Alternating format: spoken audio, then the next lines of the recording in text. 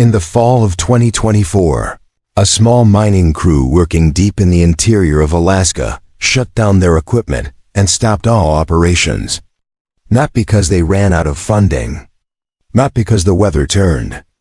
They stopped because their sensors picked up something that wasn't supposed to be there.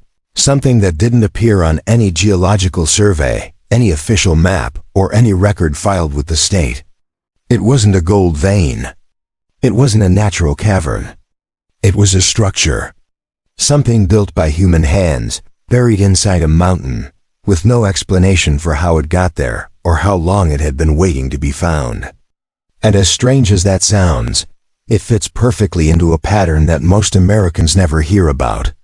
Because beneath some of the most remote terrain in this country, there are thousands of miles of forgotten tunnels, sealed mine shafts, abandoned military installations, and underground passages that quietly disappeared from the official record decades ago.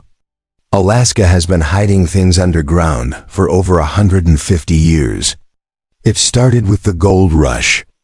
Beginning in the 1880s and accelerating through the early 1900s, prospectors tore into the mountains of Alaska with picks, dynamite, and steam-powered drills.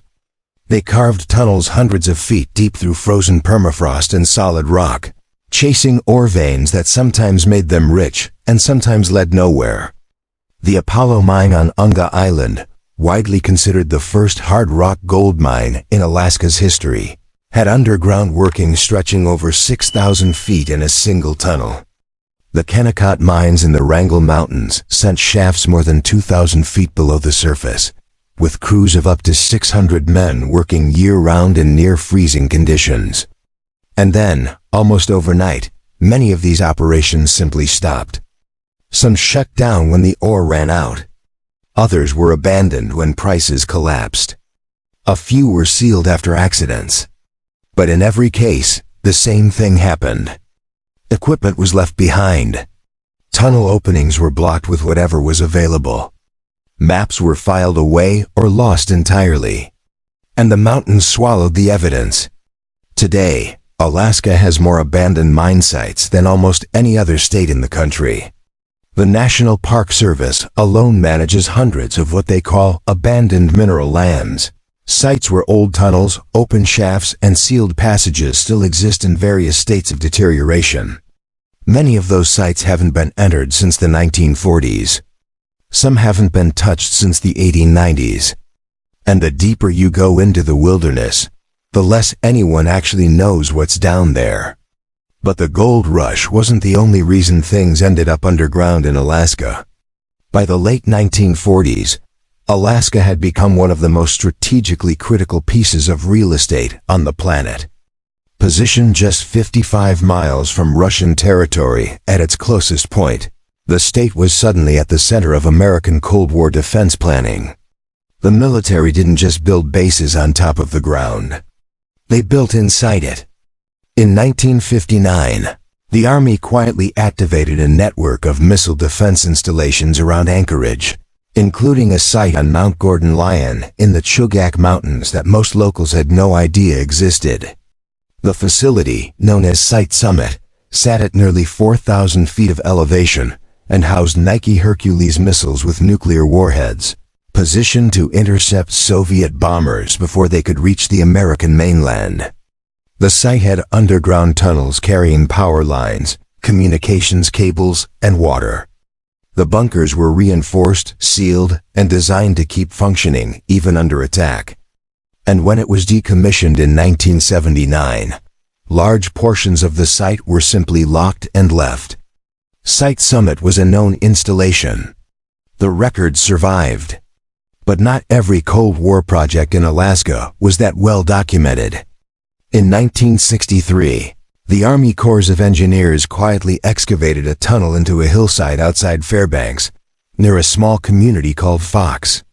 The official purpose was to test whether frozen ground, what scientists call permafrost, could serve as a viable military storage facility or bunker. The tunnel was dug, studied for a few years, and then largely forgotten. The camp attached to the project was abandoned by 1966, And the tunnel itself sat sealed and unvisited for decades before researchers finally returned to it for entirely different scientific reasons. That's the thing about Alaska. People dig things, build things, seal things, and then leave. The cold preserves whatever they leave behind. And sometimes, no one goes back. Which brings us back to that crew in the fall of 2024.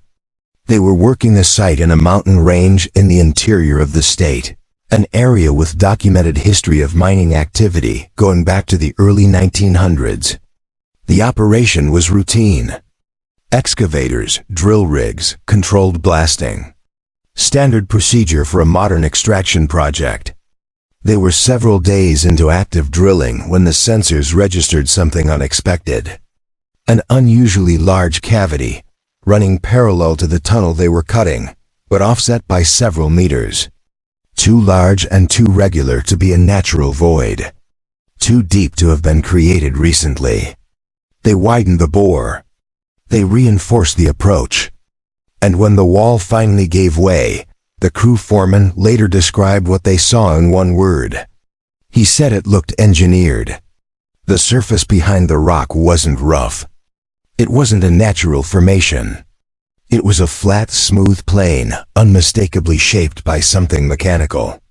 They pulled back more material and began to see the full outline of what they had broken into. It wasn't a collapsed chamber. It wasn't a drift from an old mine. The geometry was too precise, the construction too deliberate. Running along the face of the structure was a door. Not a hatch. Not a crawl space. A full-scale industrial door, built from heavy steel plate, partially encrusted with mineral deposits that had been building up for what geologists on the team estimated could be anywhere from 40 to 80 years. There were no visible hinges on the exterior. No handle. No markings, no serial numbers, no identification of any kind. Just a sealed steel wall set into the rock at the end of a passage that no official map in the state of Alaska had ever recorded. The crew stopped work and called it in. Over the following days, the team brought in outside researchers. They pulled historical mining records going back to the 1890s.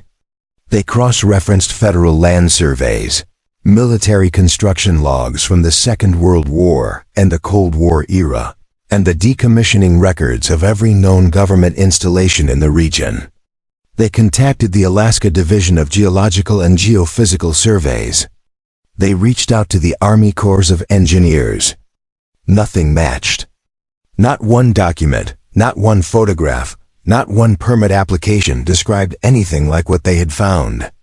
Whatever was behind that door had been built in silence and sealed without leaving a trace. There are only a handful of explanations that hold up to any serious scrutiny. The most grounded possibility is a private installation, a cold storage or supply depot built by a mining company during an era when remote operations routinely constructed off-book infrastructure to protect equipment or stockpile materials between seasons. Another possibility is a military structure from the 1940s or 50s, built as part of the broader wartime and Cold War expansion of underground facilities in Alaska, with records that were classified, lost, or simply A third possibility, harder to prove but impossible to rule out, is that it's connected to one of the experimental programs run by the Army in frozen terrain during the early Cold War. Projects that were designed to test permafrost engineering and were never fully declassified. What it wasn't, based on every expert who reviewed the evidence, was natural.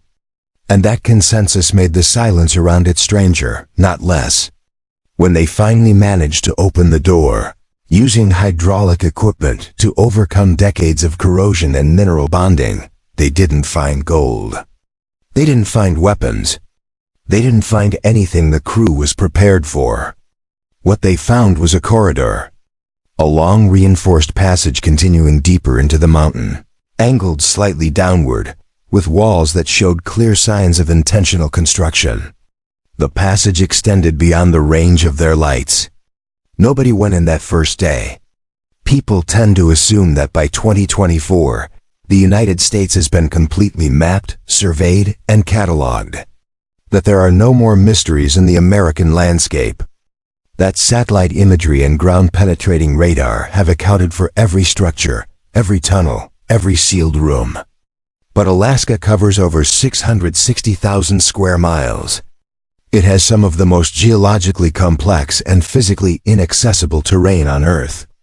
It was the site of over a century of mining activity that produced hundreds of thousands of underground openings.